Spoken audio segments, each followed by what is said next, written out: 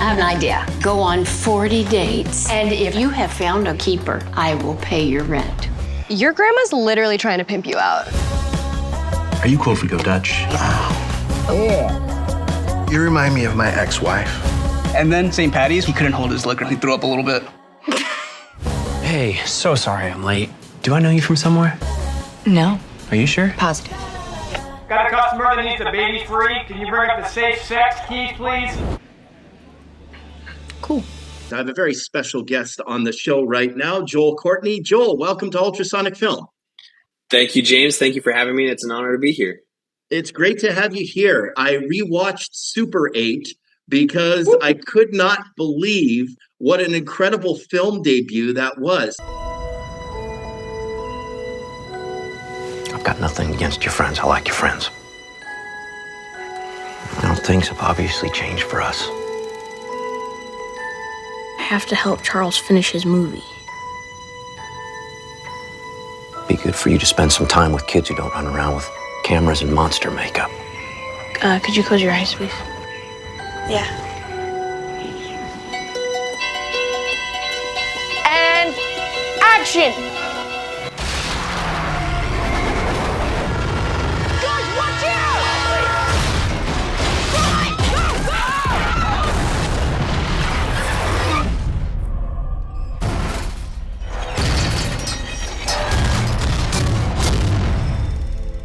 An eastbound freighter derailed. What the cargo was on that freighter, we don't know. We can't tell anyone. I know.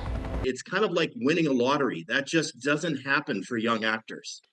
No, absolutely, and even more than financial as a lottery win is I even won like purpose and journey, and I got to find a passion of mine. I was never like thinking I was going to do film. I wanted to try it out for a summer or two because my cool older brothers were doing it, and so it was just like maybe like this is something we could do together, or like connect on, or talk about, and stuff like that. And I just like stumbled into booking Super 8, and it really has been the most absurd and beautiful miracle that like has ever taken place in my life, and I'm so thankful for it every single day.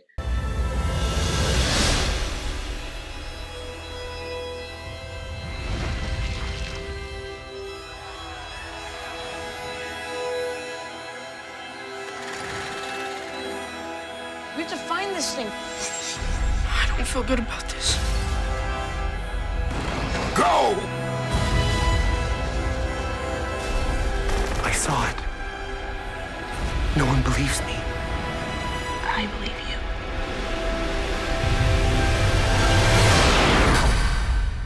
What the hell? There's been a lot of films where you have to form a romantic connection. And I was noting with Elle Fanning, there was actually some chemistry back and forth there. I was curious how you got that at such a young age. Oh man, that was all Elle. I really had no idea what I was doing. I was 14. I had no idea what love was beyond like familial, I love my parents kind of thing.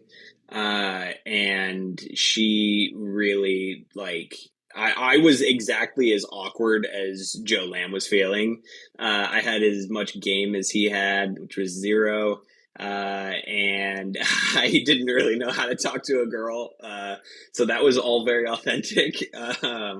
Thank God that's how it was written. If Joe Lamb was suave, I don't think I would have booked that movie. And so thank God for that. And yeah, I just, Elle was phenomenal. It was really cool listening to, JJ direct her and I in the scene where, she comes over to my bedroom and the projector's on, and she's talking about her dad and I'm talking about my mom, and listening to JJ direct, me like I'm 14 years old and I have no idea what I'm doing.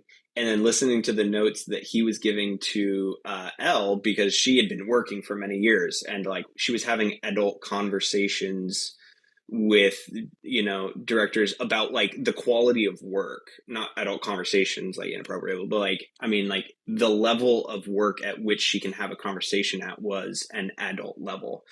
And so JJ's like giving her these, like this little tweak right here. And he's like, okay, Joel, here's what I need from you. Like, okay, no, that's fair. That's fair. I had no idea what I was doing. I had the great pleasure recently to chat with director Sean McNamara, and one of the films that we chatted with, of course, was Soul on Fire, in which, of course, you're the lead in that film. I have to ask you, when you're playing a real-life character with such an important story, does that add an enormous amount of pressure to making sure that you get every little detail right? I definitely, I'm not gonna lie, it does, but it's appreciated pressure. I think it's more care. You know, I love and I care about every single character that I've played. I think every single story is so important to tell. I want to do my absolute best on every single film that I'm in, simply because the filmmakers, the cast, the crew, they deserve my best. So I'm never going to come in with anything less than my best, but there is a specific care that I had with playing John O'Leary, who's now become like a personal friend of mine. Come on, John, stay with me. Wake up! Coming through, coming through. How bad is it? He has burns to 100% of his body. Want to send out a special hello tonight to a certain young man who's laid up in the hospital. His name is John O'Leary. He's a tough little guy. Boy, you listen to me. You will walk again. When I first came to see you, they said you had no chance. But here you are. You're gonna face challenges when you get out of here, but you can still do almost anything. Do you like to dance, Beth? No, but I will. Who is that guy? John O'Leary. He's kind of a legend around here. I really got a lot out of telling that story. That his story has changed my life. I listened to his book probably 15 to 20 times before filming, during filming. I've even listened to it after. And he really welcomed me into his family. I got to go over to his house and have dinner with his whole family, some of the cast, and I got to meet his parents. And that whole film really changed my life, and in no minor way. It was very significant to me, and I love that film. I love Sean. Sean's awesome, and I had a great time working with him too. It was a good time. Thank you for asking that. That's a special film. Why didn't you ask me out the night we met? Figured you wouldn't want me to. Welcome to the first project of O'Leary and Bright's construction. Woo! Yeah, everybody grab a hard hat. Ladies first? No. Why would a man who can't hold a hammer choose to be a contractor? I guess I like to just see houses for what they can be, not what they are. I have a scout troop, and I heard about what happened to you. I just thought that my girls might be inspired if you came and talked to them. Oh, wow. Okay, so we're chatting about 40 dates and 40 nights.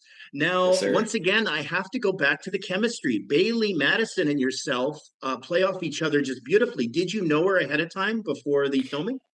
I did know Bailey beforehand. So before we got to Houston, I'd probably known Bailey generally, I would say, for about 5+ maybe a little bit years. We ran into some similar circles. We had some mutual friends. We had overlap in crossing paths at events. And, you know, just she was always super sweet. She was always really nice, very kind. She's great. And then we finally got to work together, and we were never, I would say, like close friends, but we knew each other, and that really set the foundation for us to have a familiarity and a comfortability to work together. And I think that helped a ton. I've been on films where, you know, you meet the person for the first time, and it's like, all right, it's go time next week, and like you gotta look like you're crazy about this person, and like, okay, here we go. And there is difficulty to that, but this film was just such a blast. We got to do some rehearsals beforehand with Bailey and myself and Andy, our director, and like that also helped get us into the right like mindset and space about the film and the characters. And yeah, it was a special film. It was a special time. I'm gonna be single forever. Really bad? Yeah, it was bad. Oh, Sorry, I'm so sorry. There's a boy. Oh. We should go get a drink. I can't go another date with you. I'm one of your 40 dates. If you want to call it that. I do want to call it that. 27's waiting. Sometimes in these romantic comedies, you get a really fun person in a supporting cast that really helps shine the film up a bit. And of course, you've got the lovely, the wonderful Annie Potts co-starring with you in this film. How excited were you to hear that you'd be working with her? I was so excited. I never worked with her.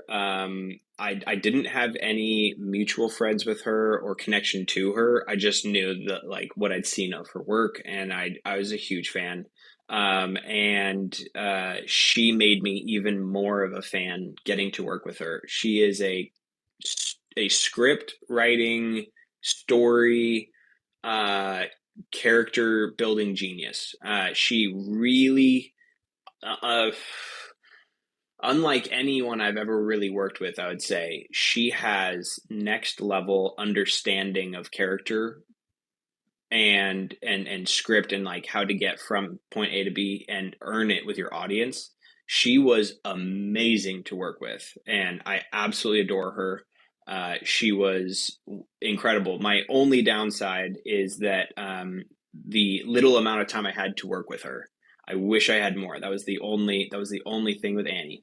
I wanted like 1 or 2 more days with her. That was it. Well, it's always a great sign. You mentioned that you're a big fan of hers. Is there a particular film of hers that stands out for you? One that is among your favorites? You know, Young Sheldon. I think she's standout on that show. I just love that show. So funny. I grew up, I watched a lot of Big Bang Theory when I was younger, and so they had the Young Sheldon show. I was like, absolutely. And Annie, I was like, wow, this is awesome. So yeah, it's cool. Like even though I'm an actor, I know actors are real people. It's cool to see someone on a show that like always they're so sweet, and that's Annie. So super special having her on this film. She elevated the whole project and everyone around her. Absolutely. It's okay to let people know you. All any of us can do is try. You got this. No. Oh. Maybe you'll find love at the top. Okay. Oh. You did 3 films in the Kissing Booth series, and of course, Yes, you've sir. got 40 Dates and 40 Nights as well. The romantic comedy genre, as an actor, are you comfortable with it? Is it something you enjoy doing? I've had a really great time doing it. I would definitely consider doing it again. It's not like it's always script by script, you know, like I have no problem doing a slasher film. I have no problem doing a sci-fi film. I've got no problem doing an action film. Rom-com's the same. The script has to make sense to me. And I've, been very fortunate to have 2 really great rom-com characters that I've gotten to love. Even though it was 3 films with Lee Flynn on the Kissing Booth, I've been very fortunate with the rom-com projects that have come across my path, and I would definitely consider any in the future. Absolutely love it. That's my girl.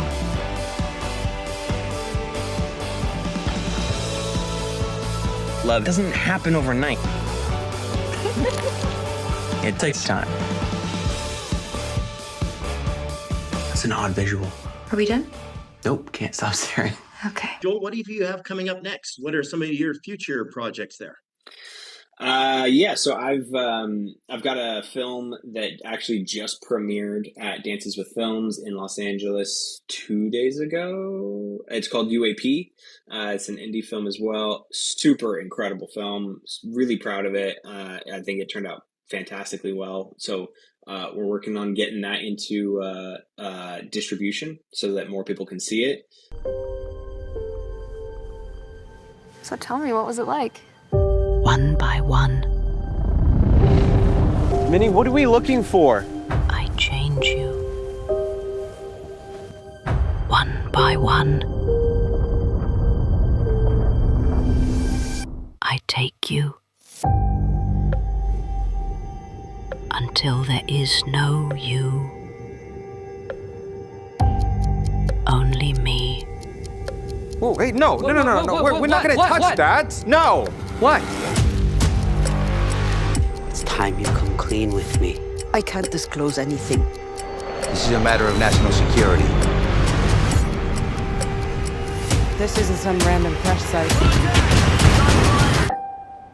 This thing seems to be capable of anything. Nothing can stop something like that. Do you really believe that? Do you really think we can upset this thing if we don't do what it says? Don't you dare tell me what I can't have. Can anyone hear me?